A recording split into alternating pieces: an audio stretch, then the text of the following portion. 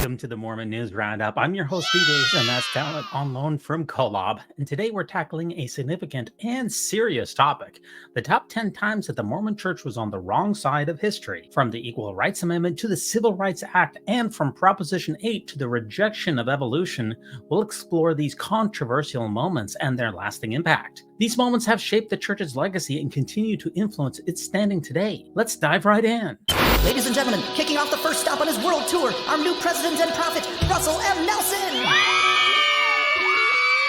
You say you want some revelation, well, here you go. It's gonna blow your freaking mind. You are on the wrong side of history.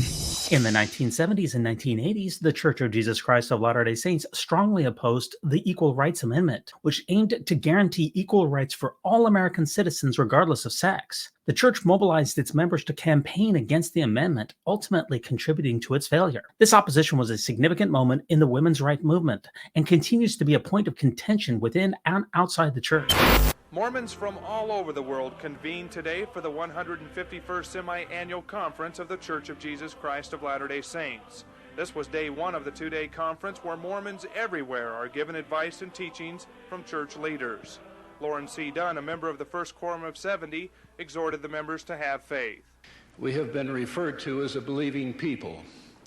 Certainly, individual faith is the foundation stone of the gospel, and the quality which is most important to us as individuals.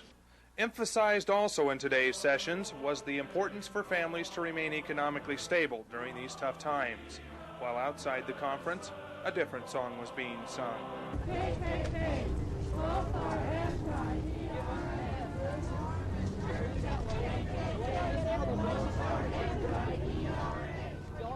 It's becoming normal procedure now. Wherever there are a large number of Mormons gathered, anywhere in the United States, you will also find a large number of ERA supporters. How do you feel about the LDS Church stand on the Equal Rights Amendment? I guess that's their opinion, but they're wrong. And sooner or later, the Equal Rights Amendment will be ratified. Today, 5 people abstained in their vote to accept church leaders as spokesmen for God because of the church's stand on the ERA. But most Mormon women have a different opinion. I don't think the equal rights gives us anything new. Do you feel you make your decision because of what church leaders say, or do you make it on your own opinion? I make it on my own. I have studied the amendment before. I made the decision on my own. The encounter today on Temple Square was nonviolent and went as expected. The active Mormons kept straight on their path to the right, with the ERA supporters staying strong to the left. Equal rights. You are on the wrong side of history. The Civil Rights Act of 1964 was a landmark piece of legislation that outlawed discrimination based on race, color, religion, sex, or national origin. However, the Mormon Church was slow to embrace the civil rights movement, and many leaders voiced opposition to the act. This reluctance to support such a pivotal law placed the church on the wrong side of history during a critical period in the fight for racial equality. Now, this is really interesting because 1954 is really the year that we attribute to the start of the civil rights movement. So right at the beginning of the civil rights movement, the prophet of God went to God and said, I think this should be overturned. And he sought a revelation, but he didn't get it. How different would the church have looked if at the beginning of the civil rights movement, they'd had a revelation and they said, we're going to do this? Also, I've learned that the church opposed the civil rights movement, a movement that they actually vilified. The whole thing is just simply embarrassing, and that the church leaders basically put the blame on God. They say, well, why'd y'all have this ban? And they say, well, we don't know. We don't know why God did it. It's his fault. He's the racist one. And that's a problem. If I show 1,000 quotes to someone and say, well, what do you say about this? They're going to say either he was just speaking as a man and not as the prophet, or they were just a product of their time, and that everyone was racist. And while I agree that these men were not speaking for the Lord, and that they were actually simply giving their own opinion, that excuse falls a little flat for me. And to point out that everyone is racist is in fact not accurate. There were some people who spoke out against racism and led movements, but those people were vilified from our church leaders. Civil rights You are on the wrong side of history. In 2008, the Mormon Church played a prominent role in supporting California's Proposition 8, which sought to ban same-sex marriage at the state level. The church's involvement included substantial financial contributions and mobilizing members to campaign for the proposition. Despite its passage, Proposition 8 was eventually overturned, and the church's stance against same-sex marriage remains a controversial and divisive issue. Utah mother Linda Stay explodes with passion in the new documentary 8, The Mormon Proposition, about the impact her church had on successfully passing a ban on gay marriage in California. After Proposition 8, we officially resigned from the church. Yes, we did. Reason being, I did not feel like their actions were inspired of God in any way, shape, or form. 2 of Stay's 9 children are gay. She says leaving the Mormon Church over its stance against marriage equality was difficult. It's really hard because it's a community and it's a culture, and all of my siblings and my parents and my in-laws feel like I have really betrayed them because of our speaking out. The film alleges that Mormons became the most powerful force in California's fight against gay marriage because the church called upon its members to donate as much money and time as they could to the cause. We ask that you do all you can to support the proposed constitutional amendment by donating of your means and time to preserve the sacred institution of marriage. I think what surprised every one of us out here in California, I mean truly, actually shocked us, was the amount of money coming from the Mormon Church. Mormon Church spokeswoman Kim Farah told CNN, quote, "We have not seen 8, The Mormon Proposition. However, judging from the trailer and background material online, it appears that accuracy and truth are rare commodities in this film. Clearly, anyone looking for balance and thoughtful discussion of a serious topic will need to look elsewhere." Brian Brown is the president of the National Organization for Marriage. I value everything that the Mormon members of the California community did to pass Prop 8. And I am just outraged, and I think a lot of people are outraged, that they are being targeted. Brown admits he has not seen the documentary. But for some who have, like Linda Stay, they say the film carries a fundamental American message. Everybody has the right to life, liberty, happiness, and certainly protection legally under the law when you commit to somebody that you're madly in love with. Love is love, right? You are on the wrong side of history. Number 4. The Mormon Church has historically rejected the theory of evolution, favoring a creationist view of human origins. This rejection has placed the church at odds with the scientific community and has sparked ongoing debates about science and religion. The church's stance on evolution reflects broader tensions between religious belief and scientific understanding. The church used to fight the theory of evolution, and for good reason. Joseph Fielding Smith said it so well: if evolution is true, the church is false, since if life began on Earth as advocated by Darwin, then the doctrines of the church are false. Because no Adam, no fall, no fall, no atonement, no atonement, no savior. And he's right. He's absolutely right. And let me just say that rarely does a prophet tackle an issue with such candor, such straightforward honesty. No obfuscation, no word trickery, no stashing the issue like a bag of Cheetos behind the Bibles in the ward library where nobody's ever going to find them. It's refreshing. Oh, I'm being told he was using this to claim evolution is wrong. Of course. Because, well, of course. That's why you don't see this quoted in church manuals. Now that we've accepted evolution as a fact, who wants to face the ramifications of such basic and sound logic? Evolution is widely acknowledged as scientific fact. You are on the wrong side of history. During the mid-19th century, Utah, under Mormon leadership, allowed slavery. The Utah Territory passed laws that legalized the practice, aligning itself with pro-slavery sentiments. This decision is a dark chapter in the church's history, reflecting a broader national conflict over slavery. In an 1856 speech in Salt Lake City, Mormon prophet Brigham Young expressed his views on the issue of slavery and the tensions between the North and the South. He said, "It is not the prerogative of the President of the United States to meddle with this matter, and Congress is not allowed, according to the Constitution, to legislate upon it. If Utah was admitted into the Union as a sovereign state, and we chose to introduce slavery here. It is not their business to meddle with it. And even if we treated our slaves in an oppressive manner, it is still none of their business, and they ought not to meddle with it. Fuck is wrong with you? You are on the wrong side of history. The Mormon Church has often found itself at odds with modern scientists, exemplified by its rejection of certain medical and scientific advancements. The Church has historically dismissed psychiatric and psychological explanations for mental health issues, favoring spiritual or religious interpretations instead.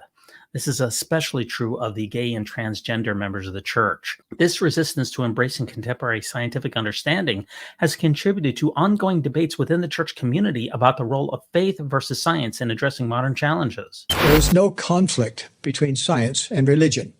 Conflict only arises from an incomplete knowledge of either science or religion or both. All the tape. Others have deduced that because of certain similarities between different forms of life, there has been a natural selection of the species, or organic evolution from one form to another.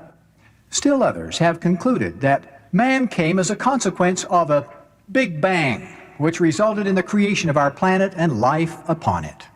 To me, such theories are unbelievable. Could an explosion in a printing shop produce a dictionary? President Nelson also said in a Pew Research interview, "Man has always been man, dogs have always been dogs, monkeys have always been monkeys. It's just the way genetics works." So there clearly is conflict. And where is this conflict between science and religion coming from for you, President Nelson? Is it your misunderstanding of science or religion? That's religion. This is science. You are on the wrong side of history. For over a century, the Mormon Church barred black members from holding the priesthood and participating in temple ordinances. This policy, rooted in racist beliefs, was not lifted until 1978. The priesthood ban is a deeply troubling aspect of the Church's history, and its legacy continues to affect the Church's relationship with race and equality. Now, finally, Mormon Church leaders are giving us an explanation for the bizarre racial restriction policy, which banned members of Black African descent from being ordained to the LDS priesthood. Now, this ban was lifted in 1978, but aside from telling the public that it was time for a change, reasoning for the lift remained unclear. And so now they are trying to clear things up with a 2,000-word statement that was posted on the Church's website. So what's going on, Paul? I mean, why do you think that they decided to do this now? And what did the statement say? Well, the statement said we were completely wrong. And that, that there was a context for it, which was this racially divided country that into which Mormonism is a homegrown religion. It's from the United States. The United States was a deeply racially divided, racist country. And I think in some ways that's part of the legacy of the Mormon Church. What's good about this is that they have finally come out and said, this is why we did it, because we were part of this racist legacy. I mean, they didn't use that language, but I did read the document, and it's very clear. They're saying in no one, we know now that that was wrong. We know that there's dark people's skin does not indicate any sort of spiritual inferiority, which they used to say. Black people can be priests. What is amazing is how many black Mormons there are. And I think what is important about this document is that it allows those people to say, okay, there has been a complete, now we can go forward and say, okay, it's clear. We're not, what happened in the past, we're admitting it, and now we can move forward. Yeah, well, certainly better late than never, right? I should say, and I should just add, that there's not a religion in America that doesn't have a racist past. We have to acknowledge this is just very late in coming. Mm-hmm. I mean, in the 70s, but still, no one is clean of racism in this country, and so it's too easy to point fingers. But we should congratulate them at this point and urge them to continue to think about it and think about what ways they can make reparations for those who were hurt along the way. Yo, that's racist, man. That's racist. You are on the wrong side of history. Beyond Proposition 8, the Mormon Church has a long history of opposing LGBTQ+ rights. Policies that exclude gay and trans individuals from full participation in church life and teachings that label same-sex relationships as sinful have caused significant harm and alienation for many members. If you ask the average Mormon or the average Mormon leader about how they feel about LGBT people, they'll say, oh, we love gay people. We love the LGBTQ community, right? That's what they'll say. And the leaders will say, you're welcome. You're welcome to be LGBTQ. Come sit in our pews. We respect and value and we want you. But if you fight same-sex marriage, if you condemn same-sex sexuality as evil, if you tell them they can't know love in this life, if you spend your money and your power fighting the rights of LGBTQ people to get married, and if you provide no theological or doctrinal place for LGBTQ members to be members in good standing, and if you teach them to loathe who they are, and you teach them to get conversion therapy to try to pray away their authentic selves, and if you create an environment that's so hostile that they want to die by suicide just by being a member of the organization, then yes, your words are "I love you," but your actions are lethal. And I don't know if it's unfair to say that's hateful. You're homophobic. You are on the wrong side of history. Number 9. In the late 20th century, the Mormon Church excommunicated several prominent intellectuals and feminists who challenged its doctrines and policies. These actions stifled academic freedom and dissent, creating an environment where questioning and critical thinking were discouraged. Hey there. Today I'm diving into a pivotal moment in the history of the LDS Church, September 1993, a time that still echoes within the community. Throughout the 20th century, American Christians, including Mormons, struggled to balance their faith with modern societal changes. For the LDS Church, our gender roles and the role of women became hot topics. As the feminist movement gained momentum within the church, tensions arose between reformers and church authorities. By the late 1980s and early 1990s, church leaders were actively discouraging dissent and criticism. Public statements urged members to ignore alternative voices and condemned any gatherings that challenged traditional views. This only strengthened the resolve of reformers.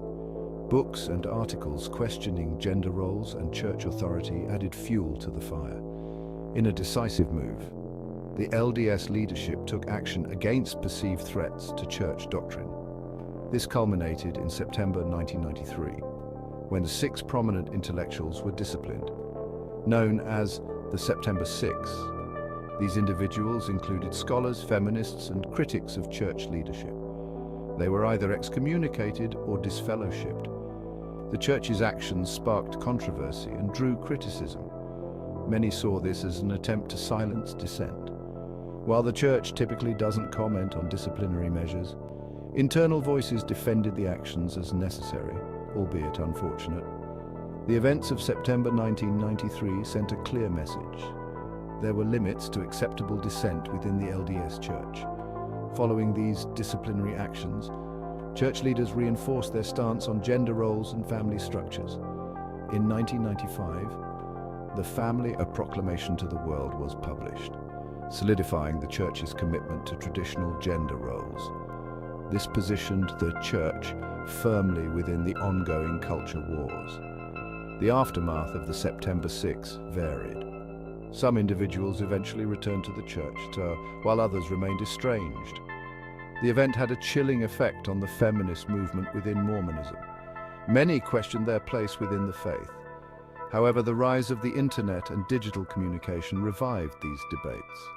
Unorthodox voices found new platforms, challenging the church's control over information. While the church has made efforts towards transparency on certain historical and doctrinal issues, it continues to face dissent and challenges to its authority. Recent years have seen the church discipline members for activism related to LGBTQ+ issues and women's ordination.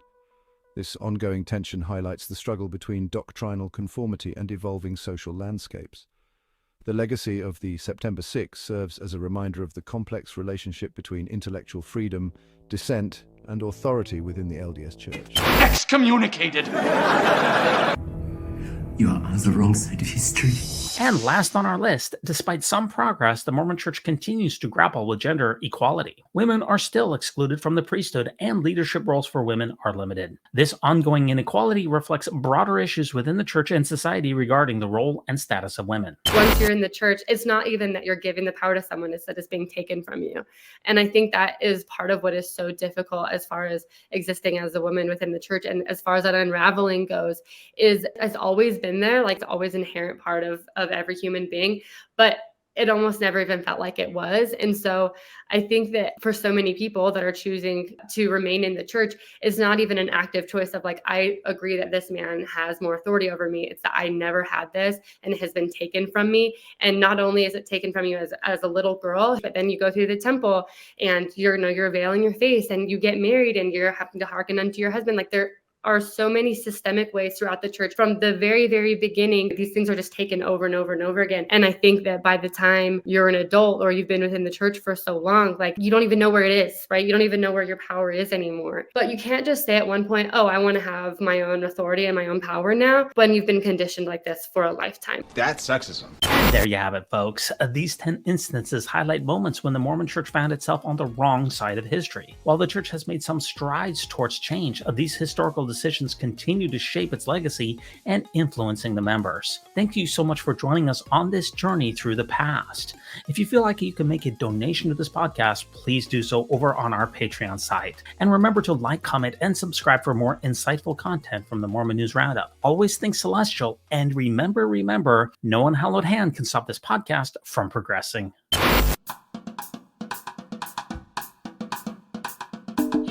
When it comes to nicknames of the church, such as LDS Church, the Mormon Church, to remove the Lord's name from the Lord's church is a major victory for Satan.